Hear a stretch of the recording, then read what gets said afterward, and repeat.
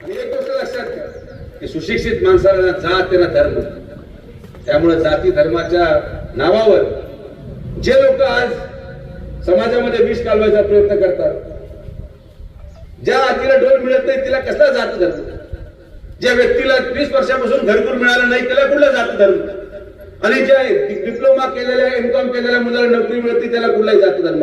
आपल्या मतदारसंघामध्ये ना कुणी कुठल्या जातीचा आहे ना कुठल्या धर्माचा आहे, माणूस आहे, त्याचा प्रश्न आहे आणि तो सोडवायचं काम आपल्या माध्यमातून कार्यकर्त्यांच्या माध्यमातून आपण सातत्याने केला.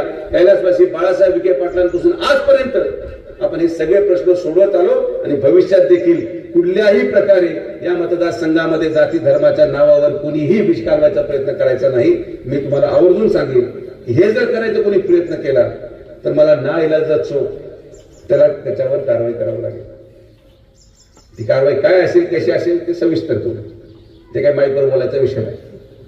पण अनेक असे लोक, सर्वसामान्य माणसांचे प्रश्न किती, आपण कोणत्या दिशेने चाललोय, कोणत्या दिशेने महाराष्ट्र न्यायचा प्रयत्न काही लोक करतायत हे योग्य नाही.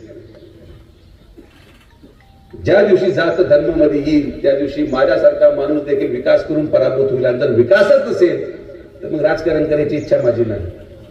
विकास माझा, प्रश्न सोडवा त्यासाठी आम्ही आहोत. पण ह्या सगळ्या ज्या गोष्टींमुळे लोकसभेमध्ये जे वातावरण झालं आणि जे गलिच्छपणा झाला, या सगळ्यांमुळे माझ्यासारखा एक चांगला काम करणारा व्यक्ती पराभूत झाला. आणि मग असं काम करून जर त्याला पराभवाला समोर जावं लागत असेल तर मग राजकारणामध्ये, आणि हे नुकसान माझं अजिबात नाही,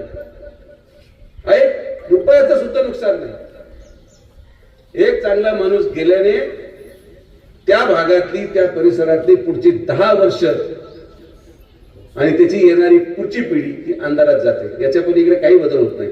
ना माझा भत्ता बंद झालाय, मला आता रिटायरमेंट पेन्शन चालू झालंय, म्हणजे माझी झाल्यावर जे काही बेनिफिट मिळतात खासदारांना ते मिळतात. ना मी उपाशी पडलोय, ना माझ्या कार्यक्रमाला लोक यायला बंद झाले.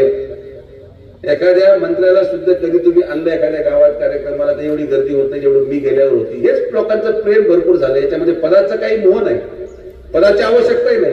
गोरगरीब माणूस, एखादी साध्या घरातली आजी येऊन हक्काने माझ्या डोक्यावर हात ठेवते, एखादी भगिनी येऊन हक्काने हात ओढते आणि काम सांगते, हे कमवावं लागतं. हे कुठल्या खासदार किंवा मुख्यमंत्र्याच्याही नशिबात असेल जे माझ्या नशिबाला या परिसरातल्या लोकांनी दिलं. आणि तेच कमवलेलं धन हे अंतिम आहे. आणि ह्याच धनाच्या आधारावर आपण सर्वजण एकत्रितपणे या परिसराचा विकास करत राहू. आपण सर्वजण आलात, आपले सगळ्यांचे मनापासून आभार. येणाऱ्या कालावधीमध्ये अजून असंख्य कार्यक्रम आपल्याला घ्यायचे आहेत, अनेक उपक्रम आपण घेतलेले आहेत, ज्याचं लोकार्पण आपल्याला घ्यायचं आहे. आणि या लोकार्पणाच्या माध्यमातून परत एकदा आपल्याशी संवाद होईल. मला कोणाच्याही आरोपाला उत्तर देणं नाही लागत. मी सातत्याने विकास करत राहतो आणि हे काम मी निरंतरपणे करत राहील. एवढीच